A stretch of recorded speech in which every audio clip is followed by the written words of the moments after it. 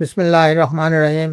আসসালামু আলাইকুম রহমতুল্লাহ। আমি এখন মহিলাদের একটি রোগ নিয়ে আপনাদের সামনে আলোচনা করতেছি। এই রোগটা হলো মেট্রোরেজিয়া। এই রোগটার কারণ কি?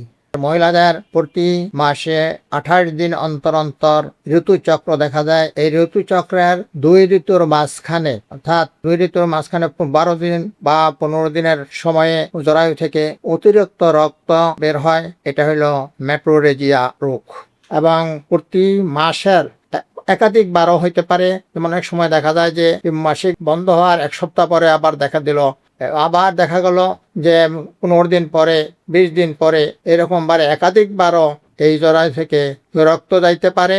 এই রক্তের বর্ণ সাধারণত কালো এবং শক্ত শক্ত এরকম ভাব থাকে। অনেক সময় দেখা যায় এটা ডিম্বাশয় থেকে হরমোনের গুলি ঠিক মতো নিশ্চিত না হওয়ার কারণে এই রোগ হইতে পারে। এটার আরো কারণ আছে, সেটা হলো পূর্বে যাদের প্রসব হয়েছে, প্রসবের হুল যদি ছিঁড়ে জরায়ুতে থেকে যায়, সেখান থেকেও পরে এই রোগ হইতে পারে। জরায়ুতে অধিক চাপ লাগা এবং তলপেটে চাপ লাগার কারণে ব্যথা হয় এবং মেট্রোরেজিয়া রোগ উৎপত্তি হয়। এটার লক্ষণ হলো ওই সময় শরীর দুর্বল হয়ে পড়ে, মাথা ঘোরা, মাথা ব্যথা, পেটের গোলযোগ ইত্যাদি থাকে। আবার অনেক সময় দেখা যায় যে রক্তচাপ, ব্লাড প্রেশার রোগ দেখা দেয় এবং শরীর একেবারে দুর্বল হয়ে পড়ে, ফ্যাকাশে হয়ে যায়।